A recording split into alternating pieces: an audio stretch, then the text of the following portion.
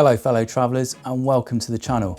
If you've ever searched for flights and thought, why is this £300 cheaper if I book it separately? You're not alone. But what most people don't realise is that saving can very quickly turn into one of the most expensive mistakes you can make while travelling. And in some cases it can completely ruin your trip before it's even started. In this video, I'm going to show you how to book separate flight tickets safely, avoid missing connections and protect yourself from one of the most common and expensive travel mistakes. To demonstrate this, I'm going to use Raja Ampat in Indonesia as the destination, which I covered in my Hidden Gem series, Raja Ampat, the last paradise on earth. I will link it at the end of this video and be sure to check it out as it is a truly amazing part of the world. To get there involves taking several flights due to its remoteness. It's a perfect example of how trying to save a few $100 could end in absolute disaster. I will also include a couple of my own examples of how I nearly made mistakes with my own travels, but I must point out they were both before I worked as a travel consultant. Anyway, let's get into it. So let's break it down simply. A separate ticket is when you book either each part of your journey or at least one part of your journey or leg independently or separately from the main ticket. For example, to get from London to Sarong, the gateway to Raja Ampat, you have two main options. Option 1, you fly from London Heathrow via Abu Dhabi with Etihad Airlines to Jakarta. And then you take a code share flight, which is a flight with Garuda Airlines with an Etihad flight number to Sarong. This is because they have a partnership agreement, which ultimately means that the airline, Etihad, has a duty of care to get you to your destination. And if your flight from London to Jakarta is delayed and you miss your connecting flight to Sarong with Garuda, they will get you on the next available flight, available being the word, but this will be at no cost to you, the passenger. This would be the safest way to book these flights, but as you can see, it is a very long and exhausting journey to get there, with over 24 hours of travel time. This fare, with all flights flown continuously on one ticket, costs £1,102. For option 2, there are definitely plenty of cheap flight options to get you from London to Jakarta on one ticket. And you could then book a separate flight from Jakarta to Sarong, which may well cost you less overall than booking all your flights on one ticket. In this example, it just so happens that the exact same flights with Etihad and Garuda do indeed cost £135 less. The exact same flights, the exact same times. However, as they are booked separately, the code share agreement I mentioned before will not technically be valid. So if there is any delay in arriving in Jakarta en route and you miss your Garuda flight, there is no protection between those flights.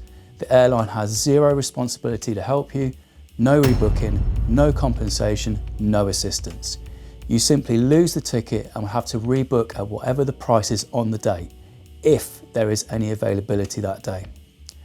Also, don't assume that the flight will be cheap either. If you're lucky, it may be, if the flight is empty. Most airlines bump up their price as seats sell out, so it could be way more costly than you expect and cost more than booking all the flights on one continuous ticket anyway.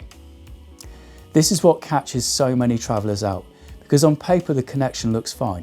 You might think 2 hours is loads of time, but in reality you have to factor in delays in your first flight, immigration queues, baggage collection, as your bag will definitely not go through, so you will need to recheck your luggage and go through security again. And suddenly that easy connection has become very tight. And yes, even that 3 hour 50-minute connection on this ticket would be tight. It's worth noting that if you have all of your flights booked on one ticket, your bag should go all the way through, but never assume that it will.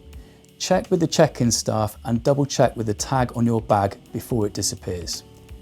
An example of an expensive consequence of booking these flights incorrectly is, say that you've booked a liveaboard diving trip, booked around the stunning islands of Raja Ampat, which certainly isn't cheap. You definitely want to make sure you arrive in Sarong in plenty of time before that boat departs, as the boat will not wait for you if you are late.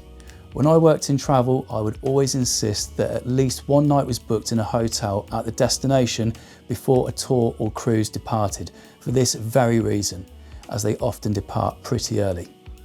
Despite some of the downsides of booking separate tickets, they can often be a better option to book.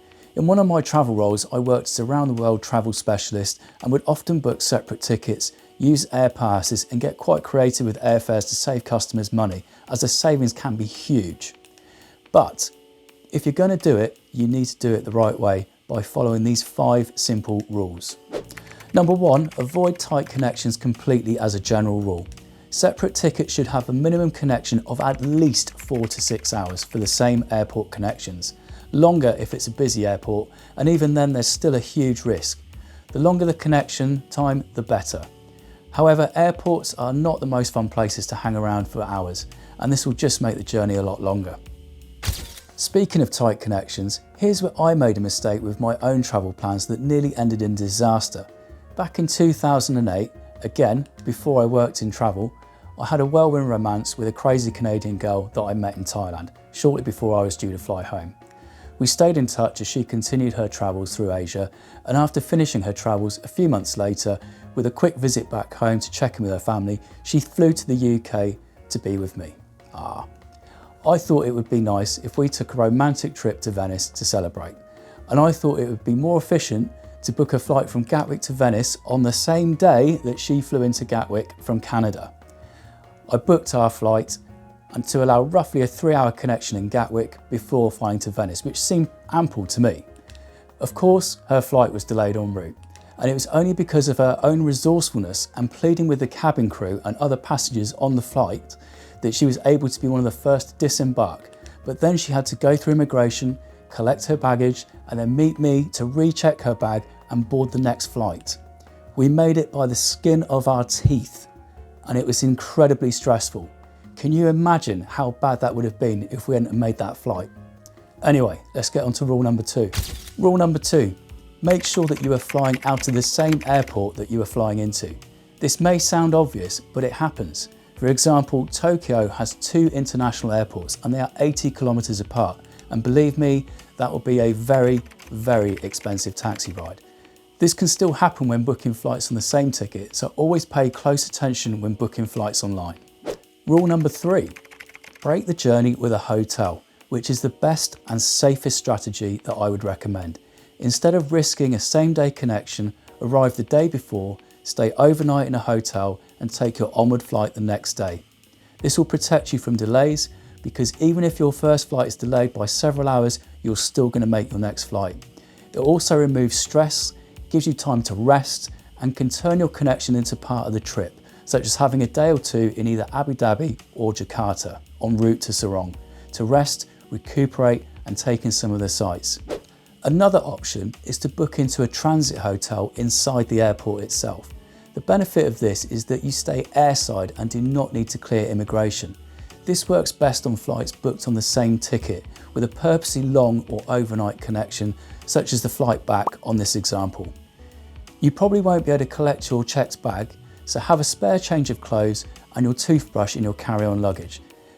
Then all you have to do is roll out of bed in the morning, freshen up and board your next flight.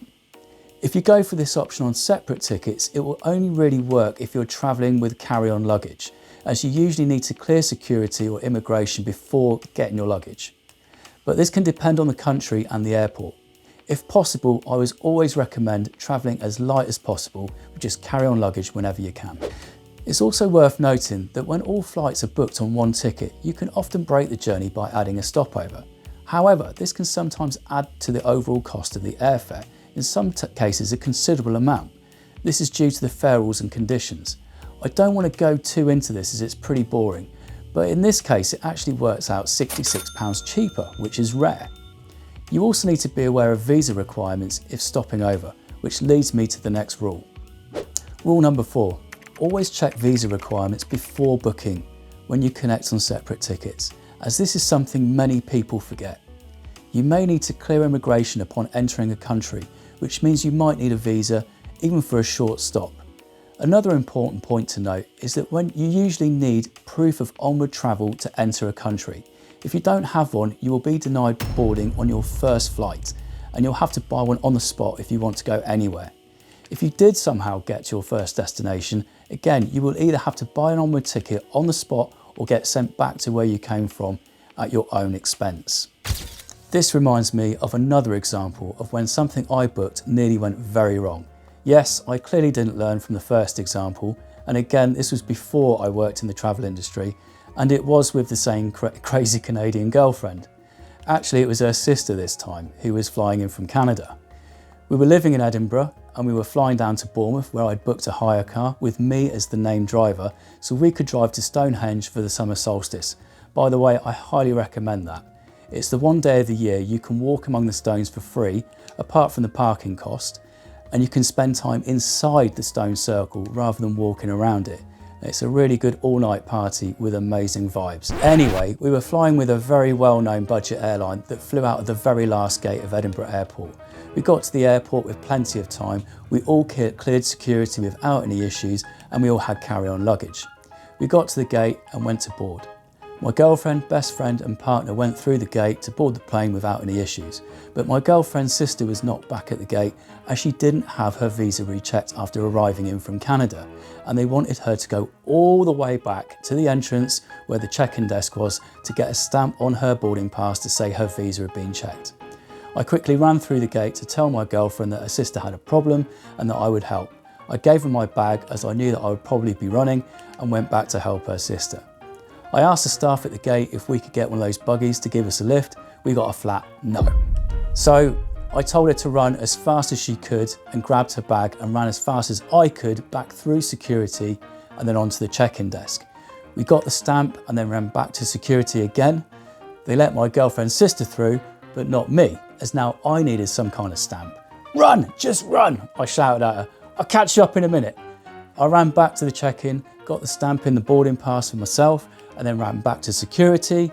I caught up with my girlfriend's sister, grabbed the bag out of her hand as she was tottering along in her heeled boots, and told her to run as fast as she could. We were both pretty exhausted at this stage, and we got back to the last gate, handing over our boarding passes. The gate's closed. What? There was a fair bit of back and forth, including me pleading with the pilots, because I could see them through the windows at the gate, but they just looked at me and shrugged. The steps were pulled away from the aircraft and I thought, that's it. This is all totally f***ed. Then I heard passenger offload crackle over the radio. "That'll be your sister," I said, and it was. My girlfriend, on seeing the stairs being pulled away and realising we're not getting on, demanded to be let off the plane, which means the airline have to let her off. And they would also be obliged to go into the hold and remove any checked baggage. Even though we didn't have any, they didn't know that, which would obviously take up even more time. The cabin crew asked my girlfriend if they let us on board, would she fly? "Yes, that's what I've been trying to tell you," she said. And she'd been trying to delay things on board while we were running through the airport. We were so unbelievably lucky that they let us on board, but we had a plane of seriously pissed off passengers eyeballing us as we got on. And I don't blame them because we were around 30-40 minutes late departing. But after we explained what happened, most of the passengers were on our side. Anyway, we made it, but again, it was by the skin of our teeth. I can laugh about it now, but it was seriously stressful at the time and it taught me a very, very important lesson. Anyway, back to the last rule. Rule number 5, always try to get a travel insurance policy that covers missed connections. Some do, but not all. So check for missed departure cover and connection protection. It won't remove all the risk, but it can reduce the financial impact. One more suggestion is to book with a well-established and reputable travel agent. They deal with this kind of thing on a daily basis and will only suggest options that will work or make it clear about any risks involved before booking. There are literally hundreds of options and I've tried to keep it as simple as possible for this demonstration, but travel agents have the right tools and a ton of experience to quickly find the best fares and offer visa advice, so it's always worth having a conversation with them if planning a big trip. So to recap, separate tickets make sense when the price difference is significant, when you're building in an overnight stop, when you're travelling long haul to remote destinations, or when you want to explore a stopover city. In those cases, separate tickets can actually be a great strategy. But you should avoid them when there are tight same-day connections, if it's an important trip, such as a wedding, a special event, a tour or a cruise, if it's a complex multi-leg journey, or when delays are common, such as winter travel or in a storm season.